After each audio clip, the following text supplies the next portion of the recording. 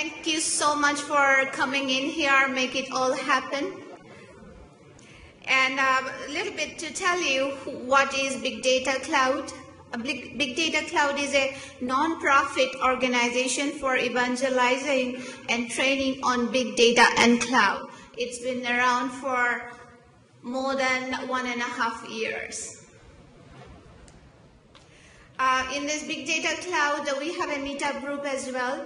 We have close to around 2,800 members now, and we hold meetups every month, and we do a lot of technical sessions, deep dives, and actually sometimes we debug even code. So welcome to come there. We are at meetup.com. This event today is founded and organized by Third Eye Consulting Services. It's a big data services company.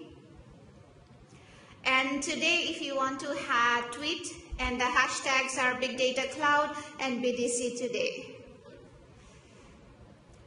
First of all, we would like to thank all our sponsors. Thank you very much. Without your support, we couldn't have made this happen today. And they are Karmasphere. Where are you? Are you here? Vendisco, the team here. Thank you so much, sir. And IATC.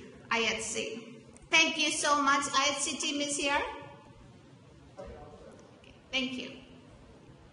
So in terms of presenting companies, we see that more than 23 companies are here. More than 30 presenters we'll be hearing from.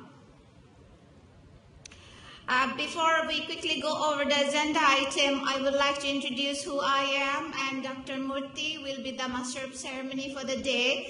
And I would like to introduce Dr. Murthy here. He is a scientist. His hobbies are acting, singing, music, plus he has run several companies in his life. Thank you so much for being here, and thanks a lot. Yes, once in a while I do big data. I'm a big data expert with the Big Data Expert as the Twitter and as the Gmail account, and also a blog, Big Data Expert at blogspot.com. And it's a pleasure to have someone like you, who is yourselves a big data expert, who is teaching and training the Silicon Valley professionals who want to be in big data, who are already in big data, to learn more about it. And you are the founder of Third Eye as well. And you are responsible for a multi-million-dollar end-to-end big data solution of a very big company, internationally famous company. And I envy you for that position that you have. Great job. And we have great work being done by the organization, for which we all thank you and Mr. DJ Das for providing training, providing services, doing all these conferences month after month. And this is the big conference. We are going to do more conferences, and it's so momentous that this is going to be done in Computer History Museum. And we appreciate, and those who know what's called Silicon India, which is a very famous magazine, go and look at it and open the centerfold. There's a good-looking guy called DJ Das featured for the center page, and he's the leader in big data. We thank you for that. And I want to make sure that all of you are asking questions. We are going to trigger your questions in between and make you start thinking and make you come up with your own points of view in the meanwhile that he and I will together come together. And now I want to request DJ Das to come up and give an overview of Third Eye Consulting. And we also request you to introduce the keynote speaker. Thank you, Dr. Wood.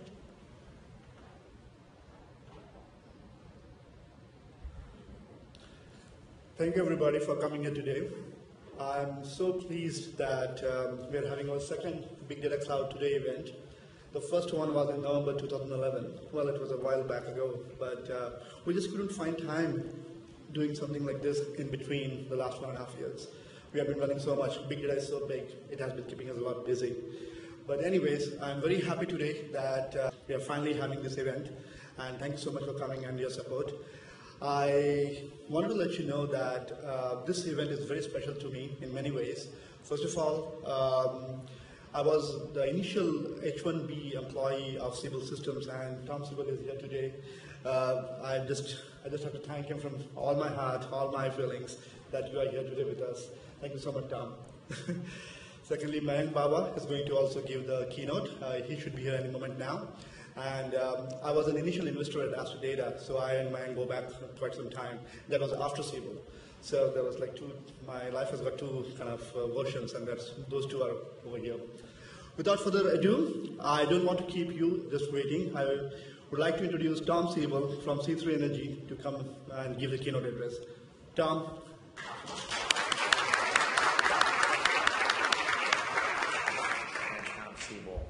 And I want to give you a feel for a project that we're involved in that's been about 30 years in the making, and kind of give you a feel for how we got here.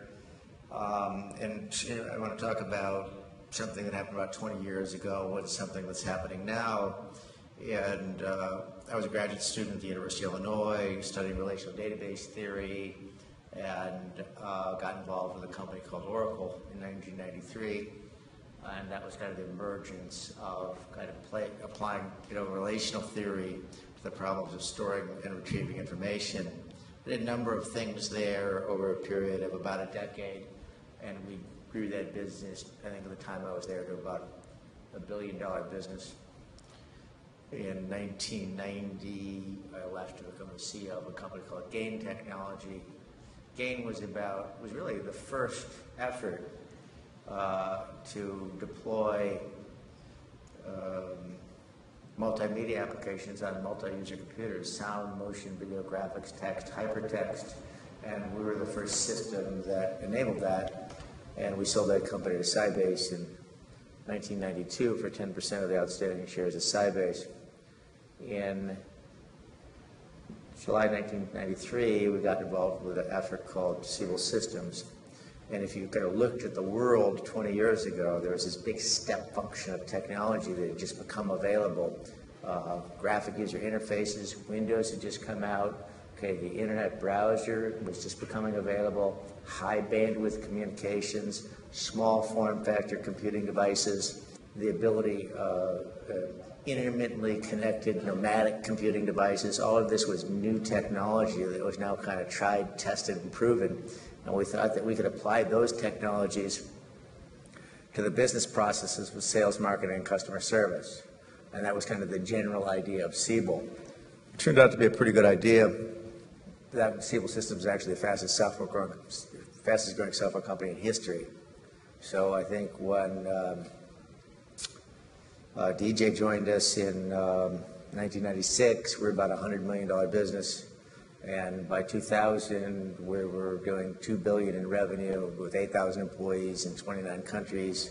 Had a market cap, I think, greater than Facebook has today, and it was a a profitable, cash-generating business. Our focus, as it related to sales, marketing, and customer service, was to see if we established a market leadership position in every market that were in our markets. And we were kind of associated then, we kind of invented this CRM space. We did invent this CRM space, okay, sales, marketing, customer service, field service, call center, what have you. And so I stumbled upon an annual report in my office a couple weeks ago. This is from 2002. It shows our relatively market share. This was like published with the SEC, so it's probably true, right? And this was our market share globally in the markets we were in. So we had 77% market share in sales automation, 65% in call center. In every market we were in, we were larger than the sum of everybody else in the world combined. Okay, you may recall there was a company called Oracle. Larry Ellison was out there to compete with us, good friend of mine, great guy. Okay. He had 3,000 engineers on this project for a decade to compete with us, to take us out of the market. For that, he got something less than 1% market share. This was our market share of the verticals. In every vertical, in every country, in every segment, we were larger than the sum of everybody else, everybody in the world combined. So that was a pretty good market position. C3 Energy. C3 Energy was, there's a completely different idea, but it's about applying the step function in technologies that are just becoming, really reaching commercial stride today and applying them to a little bit different business problem. We got together with a group of about 50 people from around the world to think about information technology and climate, communication technology, and energy. And through the spring, summer, and fall of 2008, we kind of brainstormed this idea in Woodside. Some of these people were like, we had the CIO from GE Energy and the CIO of IBM, some people, SAP, Oracle, Siebel, Juniper, the energy team from McKinsey and Company. And we kind of brainstormed this problem. And in December of 2008, decided to set this company called C3. But we kind of broke into groups and thought about, product strategy and what does the company of the future look like, and partner ecosystems and financing models and technology models. We kind of planned all that in the course of 2008, and then started in January of 2009. Went out and met with literally hundreds of organizations about kind of what was going on, what were the needs. We interviewed, we were all over the place. We put together a very rich network of people and organizations to help brainstorm the problem with us. People from Stanford, Princeton, Deloitte, C2HM Hill, Constellation Energy, Siemens, GE Energy. So we really had a wealth of people involved. We decided to start this company in December of 2008. I sent out an email on Friday. We raised $20 million by Sunday with no discussion of what the terms were. I then went and assembled a management team, a very distinguished management team, and a very distinguished board of directors. So on the board would be people like Condi Rice, Spence Abraham, who was Secretary of Energy, Rip Levin, the president of Gale, Shankar Sastry, who runs engineering, Dean of Engineering at UC Berkeley. I mean, serious people, CIO from Morgan Stanley. And we got started. And this effort is about taking the technologies that are kind of reaching commercial stride in 2013 and applying them to the energy equation. And, so what are these technologies? This is about big data. Okay, this is about analytics. This is about the power of cloud-scale computing. It's about social networking and basically applying these technologies to this opportunity of the smart grid. Okay? So what's the smart grid all about? What's the grid all about? Okay, the grid is this infrastructure that's in place around the world for the delivery of power. And we normally think about it in terms of electricity, and this infrastructure that's made primarily, it's made out of lead, acid, and copper. Okay, this is 19th to 20th century technology. It's very fragile, and it delivers something like 22 billion gigawatts of energy around the world every year. Okay, and it is, and the grid is this infrastructure that handles everything from power generation, transmission, distribution, okay, voltage transformation to the meter, and then the other side of meters, we might have various sorts of controllable sensors and whatnot. Basically, the way this guy works is it works until it breaks, and then when it breaks, you call up your power company and you say the lights are off. Okay, and then they send out trucks with people with voltmeters, and they climb down holes and they climb up telephone poles to identify all the devices that aren't conducting electricity, and they keep replacing boxes until the lights go back on in San Francisco. That's kind of the way it works. Now there's this phenomenon of which you're aware called the smart grid. And the smart grid is basically about replacing these devices or enhancing these devices in this value chain so that they're machine addressable. An example would be a smart meter. So a smart meter is machine addressable, it's remotely addressable. We can remotely sense its state, we can remotely control it. Okay, we can see what it's doing. Okay, now, what opportunities does that present? Well, the opportunities that presents are really enormous, because if you can remotely sense and control all this stuff, number one, you can tell the lights are out before you call. Okay, you can predict you can predict failure, so you don't have to send trucks out at 3 in the morning. You can dynamically reconfigure the networks. You can balance load. And it turns out the economics associated with being able to do with these things are staggering. So give you the feel for the scale of investment, okay, in the smart grid that's going on this decade worldwide. Okay, this is a $2 trillion investment. Okay, get your mind around that. Okay, this is the biggest machine ever built. Okay, for those of you who are around in 1993, 1994, 1995, kind of looking at the prospect of the internet, okay, believe me, nobody was proposing to spend $2 trillion on the infrastructure. Okay, so so you can look at this opportunity as basically about the same scale as the internet. And so what we've done is we've invested the past 4 years in about $100 million, okay, building a family of products called Smart Grid Analytics that you kind of think of as the operating system for the smart grid. And these are products, so if we look at, here's the grid, these are the operational systems that which it operate. And these are kind of, all kind of second generation, on-premise, enterprise software systems that are built by organizations like Itron, Siemens, Oracle, General Electric, okay? And they're kind of, architecture, SAP, and they're, architecturally designed to make sure, they don't really design it that way, but the idea of getting these things to communicate with one another is someplace between really difficult and impossible. I mean, it's non-trivial. And so these are all siloed information systems supporting generation, okay, trading, transmission, distribution, energy efficiency, demand response, what have you. And what we have built is see if I have this here. I do. Okay. So our stack is about big data aggregation, it's about analytics, and then it's about user presentation and doing this at cloud scale. So we aggregate all this information, we run it through an analytics layer, and then we present it in portals on portable devices or workstations or network operation centers that allow them to manage energy efficiency programs, demand response programs, balance load across the system, manage, what's called AMI, advanced meter infrastructure, all the smart meters, see when they're on, see when they're off, okay, detect theft, predict failure.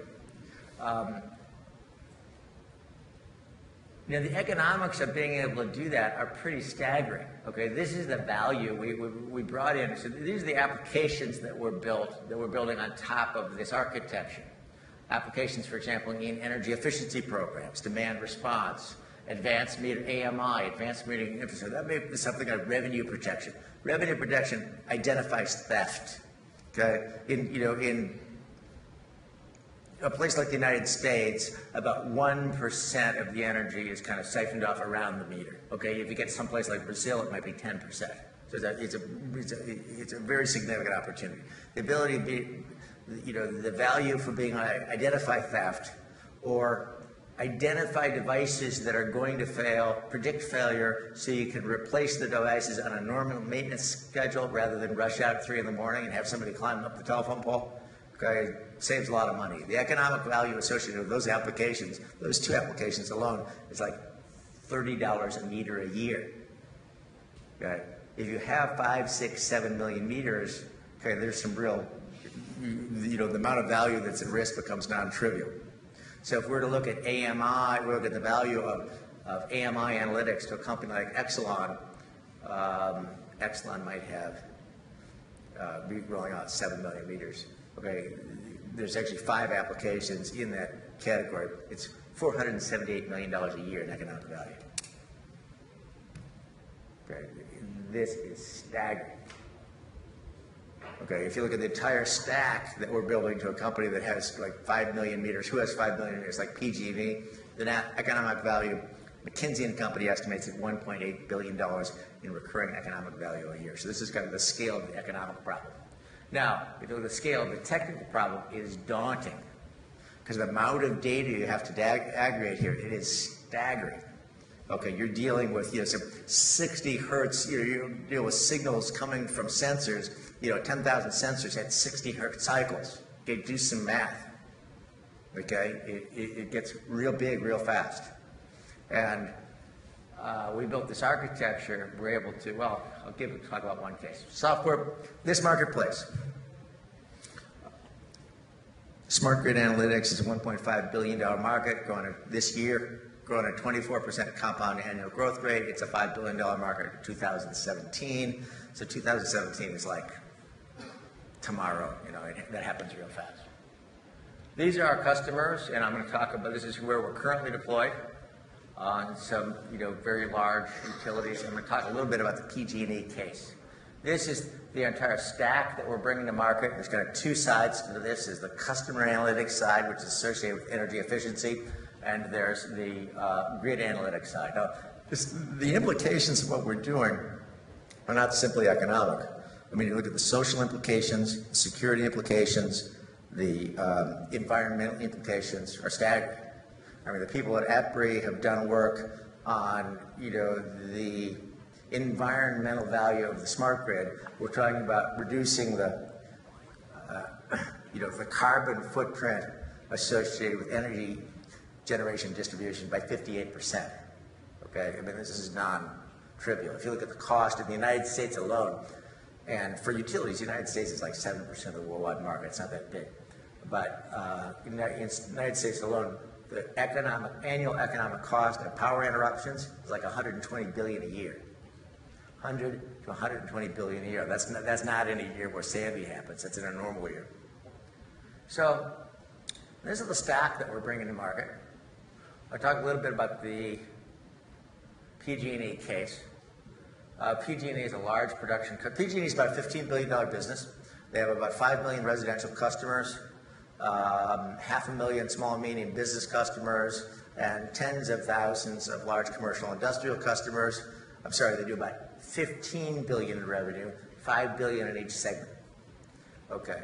And the problem that we had at PG&E was to aggregate data from these systems. These are 19 standalone kind of last generation systems where we need to aggregate. This is meter data management, okay, billing systems, customer data warehouse, all their, kind of the works. Weather, external databases, Energy Star databases. Meter data management, this is where we would have all the interval data, all the meter readings at 15-second intervals, okay, 15-minute intervals, 60-minute intervals. So this is what we aggregated we started in March of 2012. We went live in September 30th, 2012. We aggregated 28 billion rows of data out of 19 legacy systems, federated it, normalized it, and we keep it current in real time in the cloud. We load this data today at the rate of 4.5 billion records an hour. 4.5 billion records an hour. I think that's a transaction every microsecond. One of you MIT guys will correct me on that, but I think it's the right order of magnitude. Okay, I mean, this was unimaginable 10 years ago. This is about cloud scale, right? It's about just kind of spawning up, these virtual machines in real time and to do the. So it's just amazing. So we load it, we normalize it, we aggregate it, we keep it current real time. Then we subject it to a deep analytics regimen, and then we manifest it in these portals. And this happens to be an energy efficiency application. So this application is about energy efficiency for commercial industrial users. In a place like California, they're trying to reduce the energy footprint of their customers by 1% a year. PG&E will spend $500 million on this year. Energy efficiency market, let's talk about the various markets. Energy efficiency, 39 states will spend $10 billion this year on these energy efficiency programs. These tend to be mandated, funded programs. And we're the provider of this technology. So this is the dashboard that serves their commercial industrial users. Somebody can walk into a Cisco, to a Safeway, to a Sutter Health, and perform just touch the screen, perform deep energy analytics in real time on any facility or any subset of the facilities in their customer's universe, benchmark the facilities, manage energy plans, do geospatial searching, what have you. This is the manifestation of this, portable device. device, which is kind of what the whole future seems to be all about. The second application that we took into production for them was their portal to do energy efficiency programs for their 500,000 small and medium business users. So this is online where somebody can go see, you know, when the first time they click on the system, it's live today. You can go on it and check for your business. It'll tell you, okay, you're spending $41,000 in energy a year. This is your electricity footprint, gas footprint, carbon footprint. It'll disaggregate your energy use and tell you exactly how you use it. And it'll benchmark you against industry norms. This is your building. This is average building. This is an efficient building. This is what you can do. Do these 4 things, and you can cut your energy. You can cut your energy bill by $18,000 a year. That's the first time you log on. So there's a lot of work that goes into this. Then, as we learn, you know, more about each business, how many employees, what are their hours of operation, what sort of systems they have installed, what business they're in, what have you, these recommendations become more and more refined, leading to more useful recommendations. Here's where we handle the energy disaggregation, tell people exactly how they spend money. More and more refined recommendations as to, you know, how to save energy. I think our average engagement on the site is something like 7.5 minutes. I mean, it's really high time on the site. Then the third leg of this application stack is for residential users, where people will log on, basically give them a dashboard to what's going on in their house, how they're using energy, you know, and basically it is a loyalty-based program in which people can basically get financial rewards for engaging in energy-saving behavior. And this is in use today in Chicago, at Commonwealth Edison, Entergy in Arkansas, all of SoCal Edison, Detroit, New York. Very successful application. And now we're moving this to these devices because this is what it's all about. And this is what kind of the next generation product looks like. You know, where people can see everything there is about historical energy use, prospective energy use, find out ways to save energy, earn rewards, redeem their rewards, what have you. So a lot of the problems that we have to deal with on day to day on our, you know, in the engineering organization, big data, analytics, cloud scale computing, and then, you know, very much this dealing with, you know, how do you capture this whole social engagement model associated with human-computer and human-human interaction. So we're dealing with some relatively interesting problems. And to see if we can apply, you know, the learnings in these areas to, you know, energy, which I think if we were to do a poll in this room of the 5 most interesting problems facing the planet, you know, the probability that energy not being one of them, I think, is pretty low. So this is the work that we're doing, where, you know, people go in and see. This is kind of peak day pricing. So, it's, for example, in Southern California, they have different pricing at different times of day, or they announce that it's a peak day, and you're in a demand response program. This is how you get your notification that it's a peak day, and it gives you financial incentives to, like, turn some lights off and engage in energy saving behavior. Otherwise, you just get whacked on your energy bill. But it's not all stick. There's carrot to it also. And then we talk about the engagement models to, like, bring in these consumers. Okay, we're doing this in Europe, we're doing this in North America, we're doing this in Asia. Kind of 360-degree surround social communication models to drive people to these places and encourage them to engage in energy-saving behavior. Whether it's, you know, more traditional models like direct mail or email communications. You know, landing pages, Facebook pages, banner ads. You know, this is about a program in place in Arkansas, you know, where the incentive will encourage people to, you need to tailor these for markets and sub-markets. For example, Arkansas, you know, demographically is not Nob Hill, okay? It's not Atherton. And you know, the average household income pre-tax and after-tax about $40,000 a year. People spend about 15,500 kilowatt hours a year on energy. Okay, that's a lot of money. It's like $3,500. Okay, for all their utilities, water, trash, electricity. And so here in this market, we're encouraging people to engage in 4 behaviors that, the idea that you're going to advertise an Energy Star refrigerator or get them to insulate their home or buy new windows. I mean, there's no way. These people don't have any money. I mean, you look at their after-tax, disposable income, there is no disposable. They don't pay taxes, so that's not an issue. But there's pre-tax, after-tax is the same. But there's no disposable income. There's no point in talking about the Energy Star refrigerator to go buy. I mean, they're not going to buy a refrigerator until the beer is warm. And so here the program is about having them engage in behaviors that cost virtually no money, and by raising the thermostat by 4 degrees, hang drying clothes, pulling the curtains closed in the summer, you can actually reduce their energy bill by 27%. It's about $240. I mean, that's a lot of dough in Arkansas. So this program is about, encouraging people to take the pledge. I took the pledge. I'm going to agree to do that. Earn rewards. Save money, earn rewards, take the pledge. So it's a loyalty-based program, kind of like frequent flyer miles. There's banner remarketing on Facebook, SMS texting to let people know how they're doing, email reminders of how people are doing.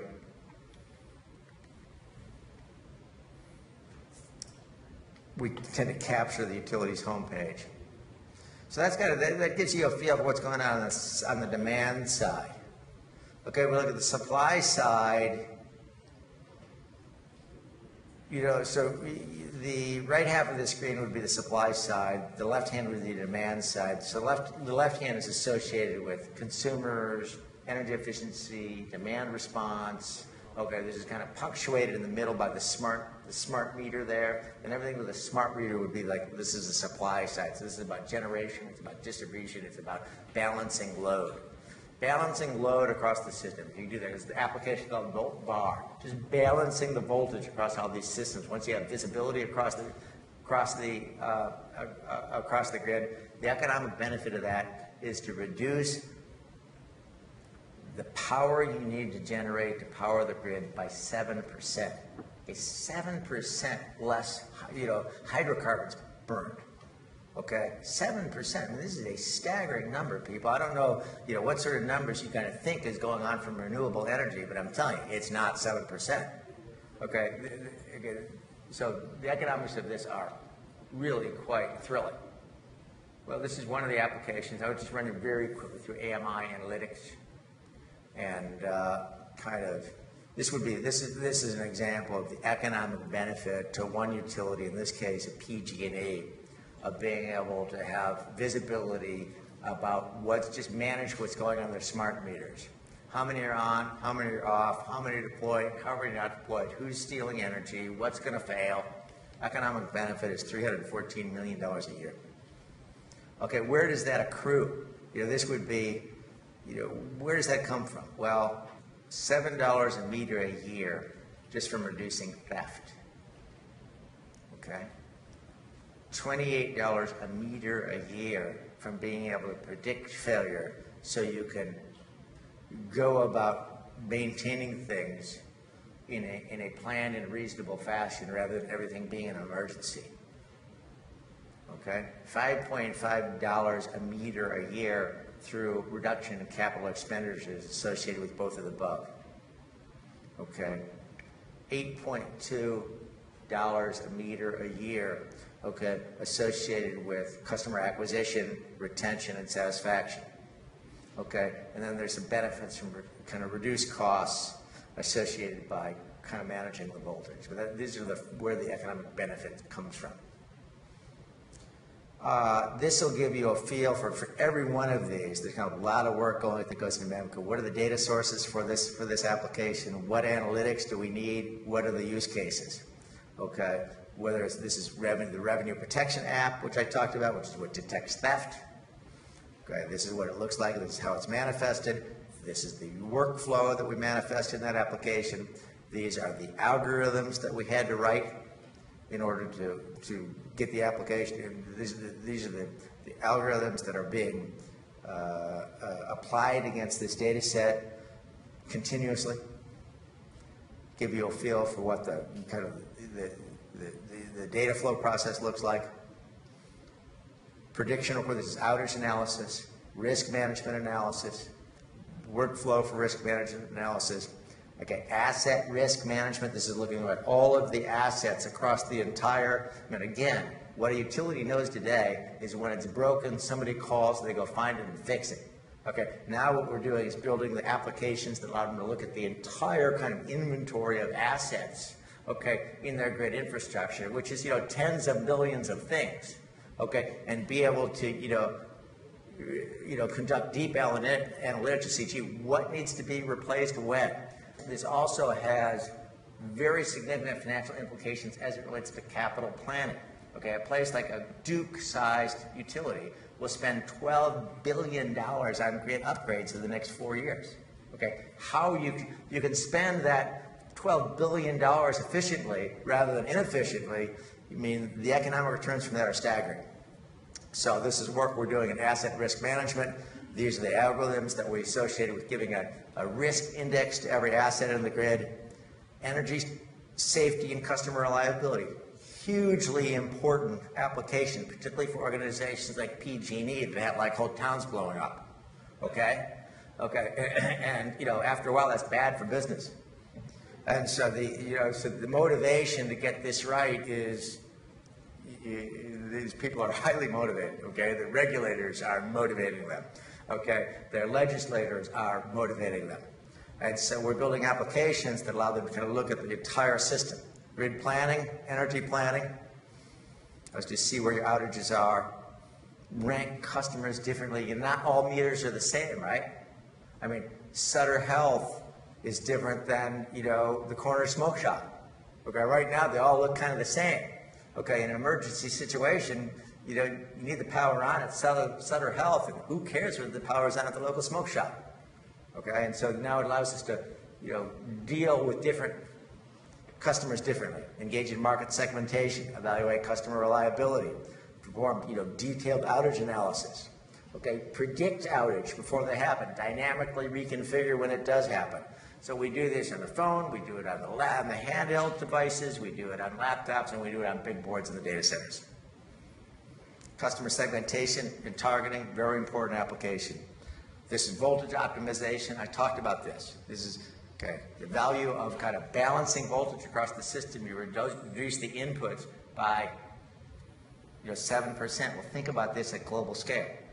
You want to make a difference? This is it. This is an application set with very, very significant economic implications, social implications, and environmental implications. Load forecasting, investment planning, evaluating. This is critically important when you're investing. We're proposing to invest. This year in the United States, they'll spend $80 billion on grid upgrades this year. Okay, $2 trillion worldwide this decade. How you spend that money makes a difference. And this again is on the investment planning side. Talk a little bit about what the process looks like. Now DJ will remember this from the Siebel days. This chart that he used to probably give this. This is the process that we engage in as it relates to product development. Okay, we work very, very closely with customers. We work with the industry. We understand competitors. Again, very, very detailed conversations to write these product specs. We then take the product specs back to the market. We alpha test them, we beta test them, then we write a prototype. We take the prototype, working prototype that we're doing, for example, for Duke Energy right now, as it relates to customer reliability. Okay, the application is completely written, completely functional. We loaded 30 billion rows of data at the rate of 4.5 billion rows an hour.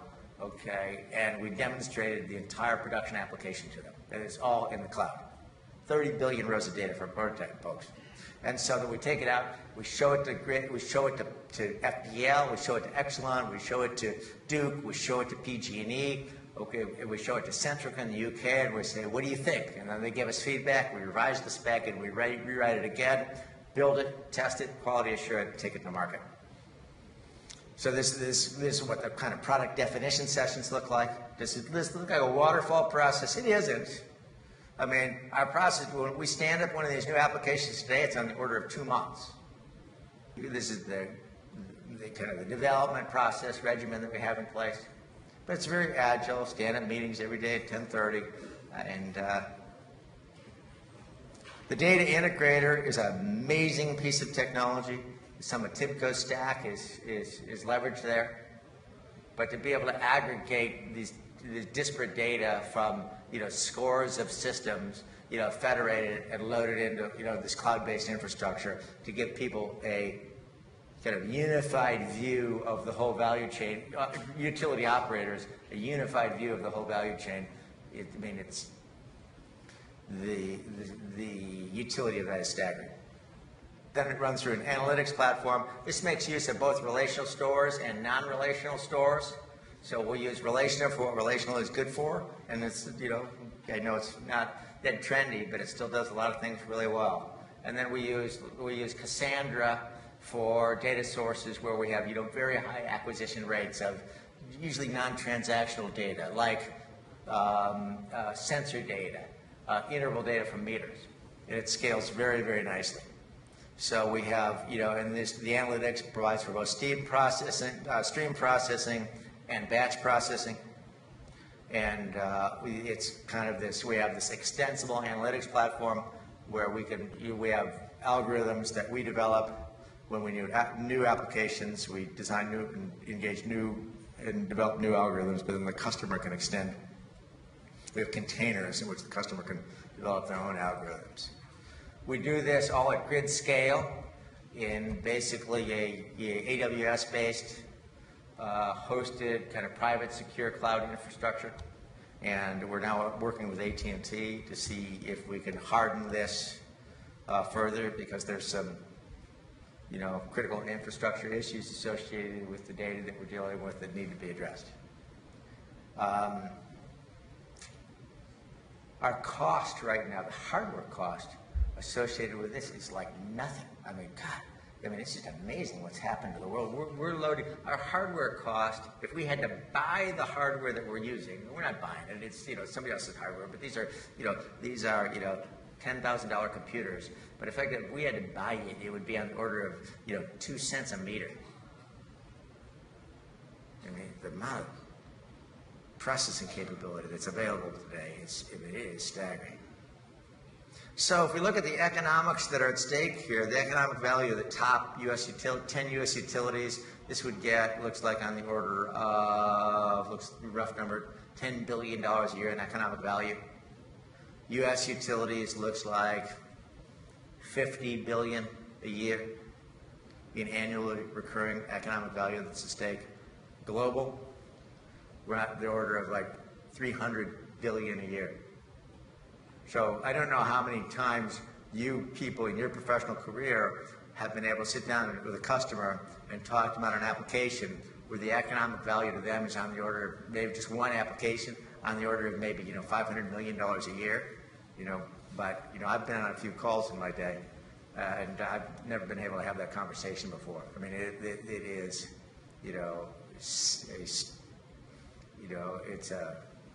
the economic value is staggering.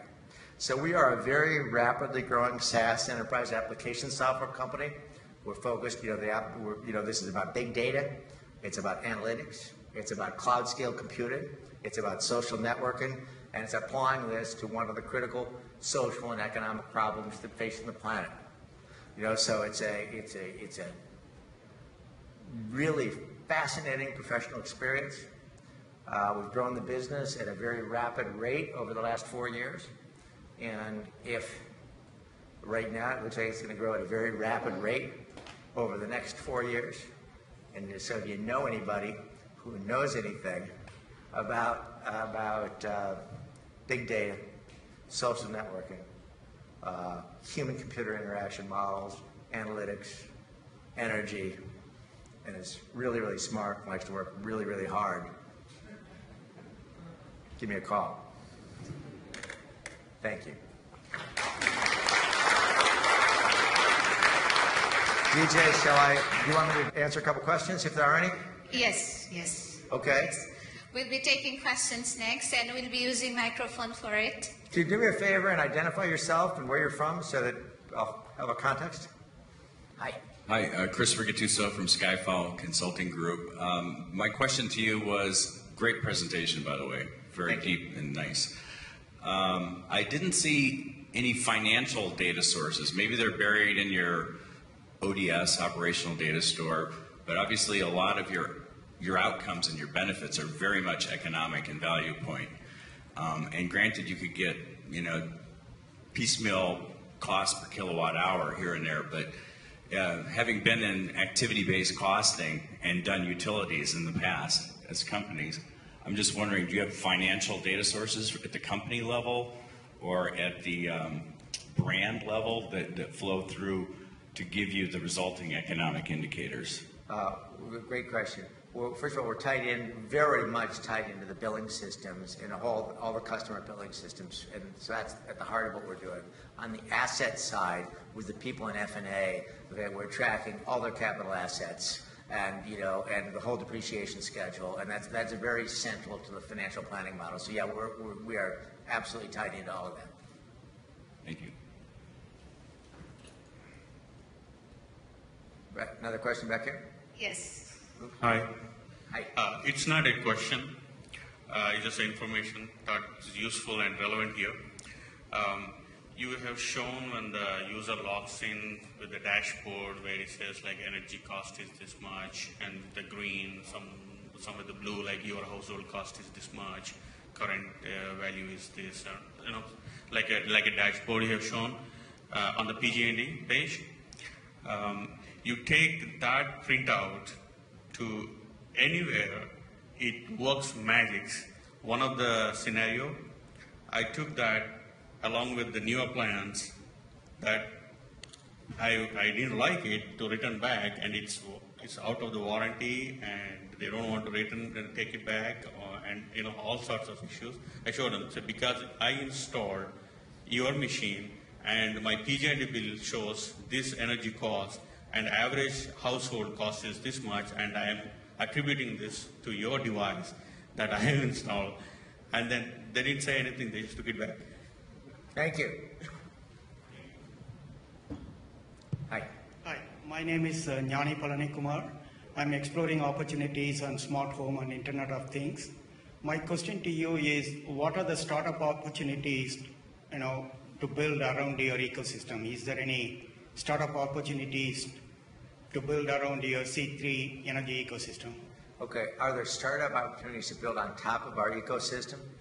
Absolutely there will be, and we'll be exposing the platform, but there probably won't be startup opportunities there for another year. And right now, we are overwhelmed with kind of meeting the demand for what we do. We are swamped, and we just have these large, very interested customers who want to deploy this at large scale, and it is everything that we can do to service their requirements. And so, but I think the idea of building an infrastructure where other people can build applications on top of this platform is something that we're definitely going to want to do. I'm not going to get to it this year, I'll tell you that. We are just slammed. Hello. Myself, Puneet Pant.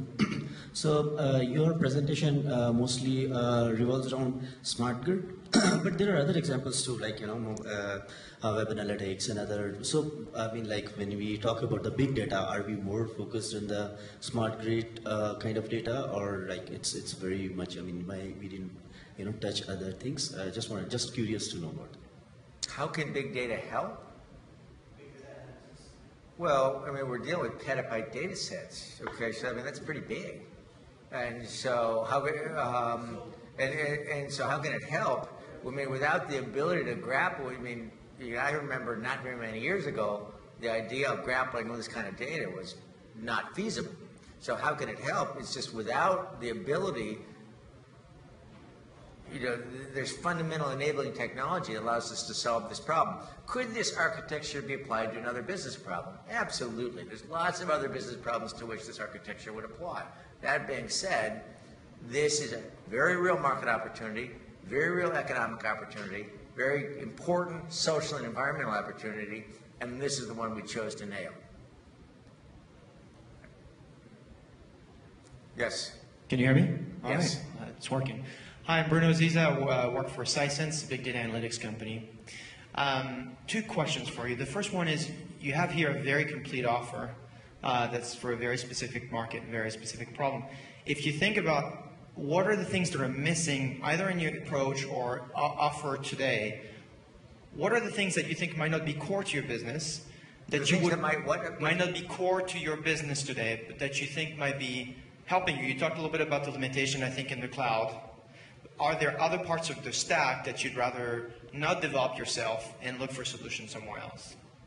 Oh, I would say huge chunks of the stack that we don't want to develop ourselves. Database, the whole cloud infrastructure, ETL, the data transposition logic.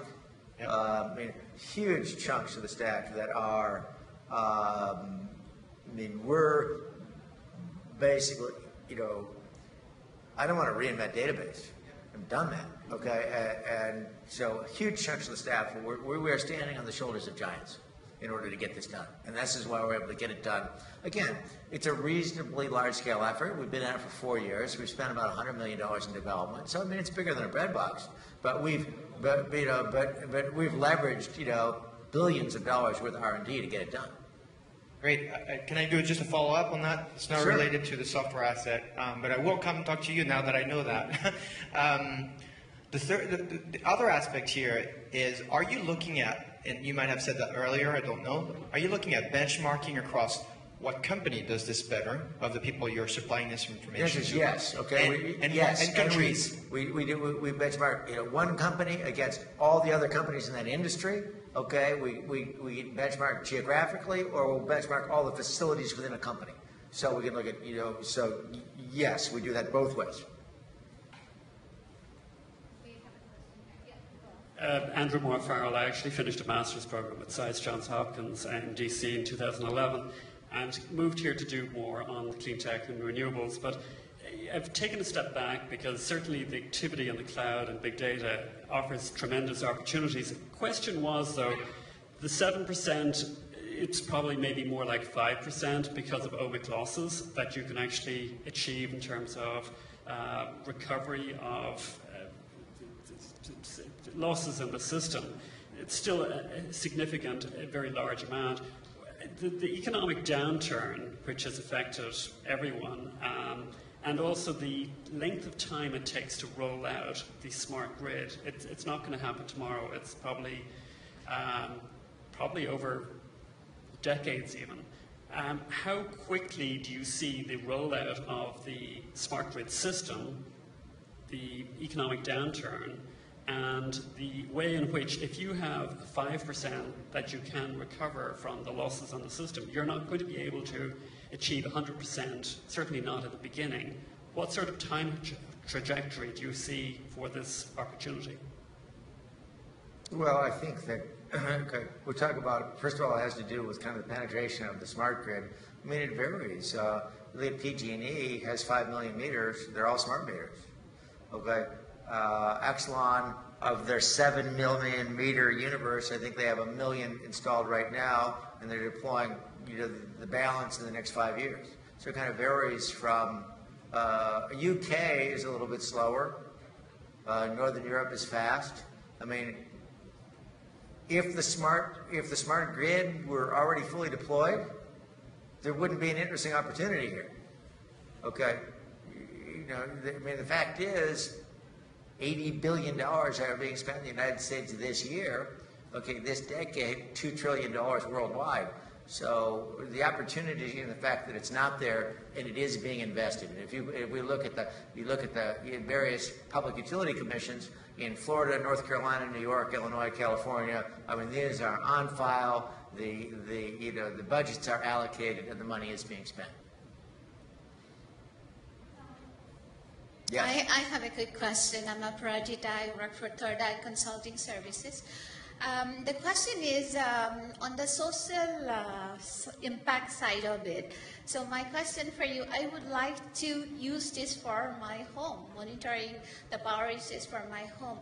So what's the timeline like? And also the second part is, would there be some education for the commoners, so that we may not know how to monitor, what to monitor, even if there are analytics report on it.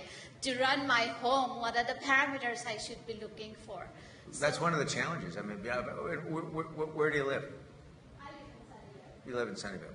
Okay, Sunnyvale would be PG&E, residential. I think we'll probably, we have the small medium business and commercial industrial side of PG&E done. I'd expect that we'll have the residential side of PG&E done within the next 2 years, but that's not a done deal yet. I mean, you're getting at one of the interesting problems. Okay, in other words, we need to figure out how to deploy these applications through kind of every sort of community. The application consists of a network of every communication channel that's available, where nobody's going to sit down, nobody wants to sit down and be educated, right? I mean, we need some just really intuitive, social, easy to use, easy to touch, benefits there all the time, a mix of communication technologies backed up by this information system that you saw, that basically enables and empowers people to engage in energy saving behavior. And it's a very, very interesting social challenge. I mean, in all fairness, people, I mean, how important is it writing code so your 14-year-old kid can, put pictures of their birthday party on the internet? I mean, is this really life-changing? Okay? I mean, but this is something where we're using this, or to allow people to, is it really life-changing? Okay, but here's an opportunity to use these learnings, from everything we're learning about social and human-computer interaction models to do something meaningful, and that's the challenge. So if you know anything about this, give me a call. I need your help. You hear me? Yeah, okay. Yes. Sam Bhagwat, searching for exploring opportunities in data science and predictive analytics. It seems from what you're saying that the main accomplishment, sort of technically, is the data integration. Is that fair? Oh, no. I think the data integration is, it's daunting, but the analytics, the human-computer interaction models, I mean, the whole thing has to work. Doing this at, the grid scale infrastructure to support it, there's a lot going on. Okay. Thank you so much. We'll be moving on to the next presentation. We would like to thank Tom for coming here and honoring this event.